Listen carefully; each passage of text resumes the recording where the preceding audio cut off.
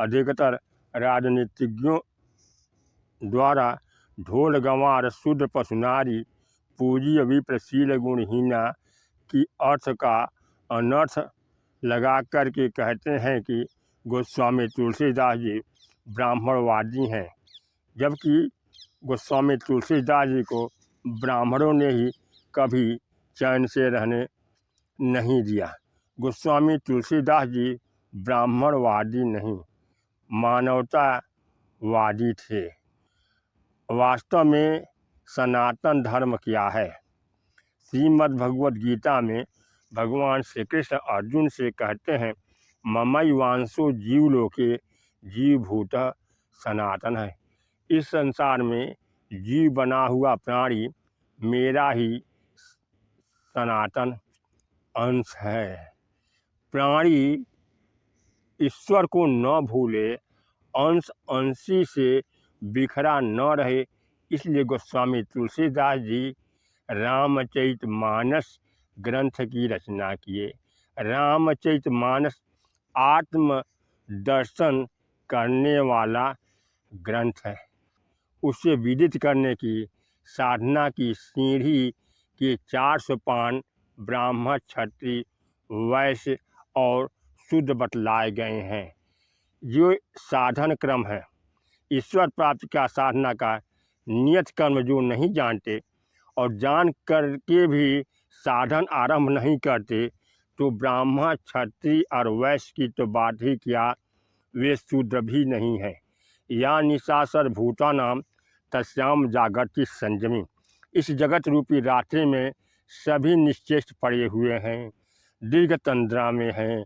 रात दिन जो परिश्रम कर रहे हैं, मात्र स्वप्न देखते हैं, साधन जुटाते हैं, साधना नहीं करते। संयमी पुरुष इसमें जग जाता है। जिस दिन से संयम की शुरुआत है, उस दिन से वह शूद्र है।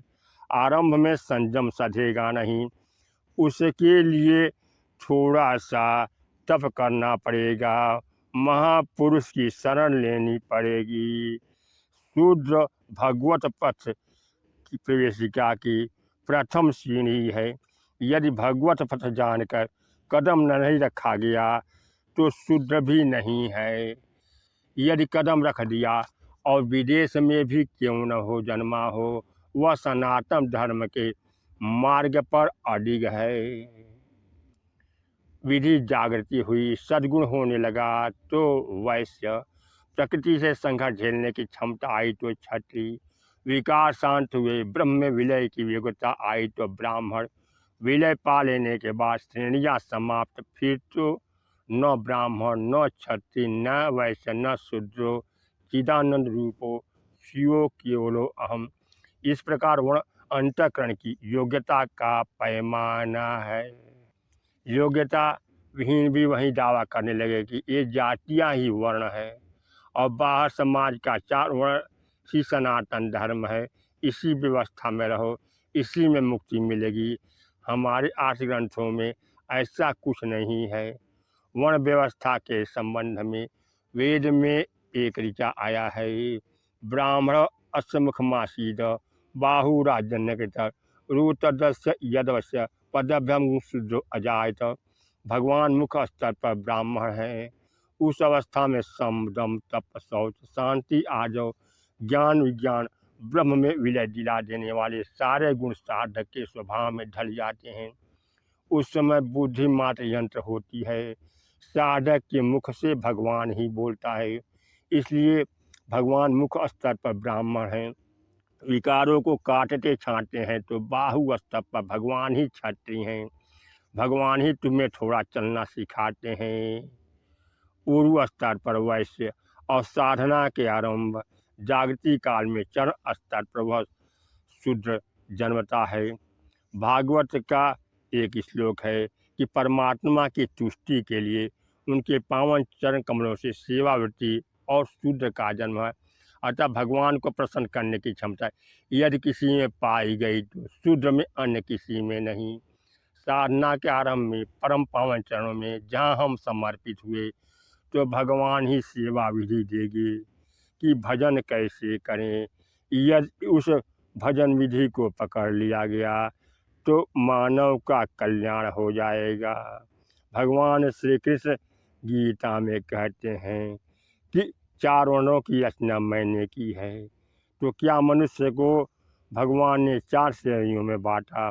भगवान कृष्ण कहते नहीं, कर्माणि प्रविभक्तानि, कर्म को बांटा।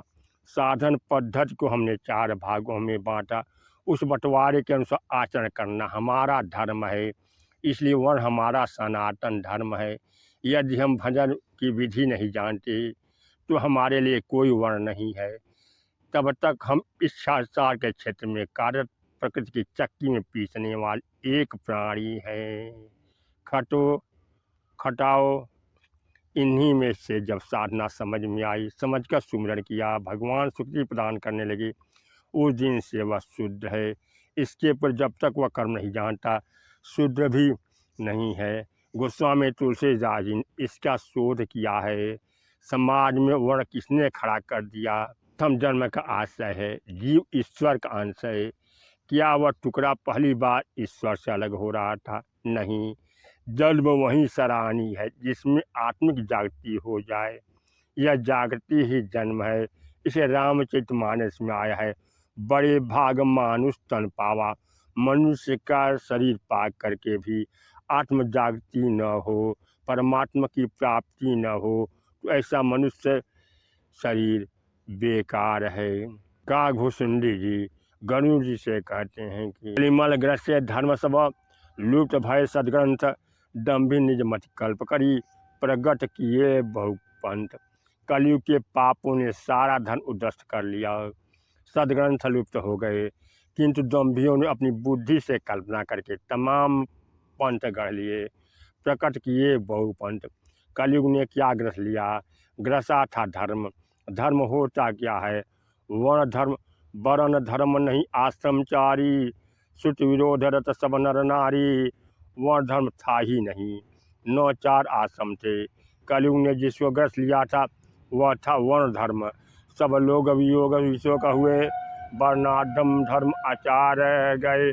सब लोग प्रियजनों को विछोह जन्य शोक से मृत प्राय हो गए। वर्णाश्रम के धर्म और आचरण तिरोहित हो गए। धर्म के नाम पर जो प्रचलित था वह तो दम्भियों की बुद्धि की कल्पना से गढ़ा हुआ धर्माभास और समानांतर धर्म था। धर्म तो था साधना की श्रेणियाँ, भगवत पथ के सोपान, किंतु दम्भियों ने जो गढ़ा तो मनुष्यों को बांट दिया। रामचरितमानस यह नहीं कहती कि मजदूरी करने वाले हीन या अधम है। गोस्वामी जी तो कहते हैं कि बुध युग धर्म जानी मन माही, तजी अधर्म रति धर्म कराही। प्रबुद्ध लोग धर्म का उतार चढ़ाव मन में जानते हैं। जिसकी मानसिकता बाहर जाति पाति में धर्म ढूंढती है, वह गोस्वामी जी के अनुसार उस कलयुग के दम्भियों के कल्पना की उपज है। वे उसी परंपरा से प्रभावित हैं जो लाखों वर्ष पहले व्यतीत हो गया था। आज भी उसी लकीर को पीटना अपनी क्षुद्रता का द्योतन मात्र है।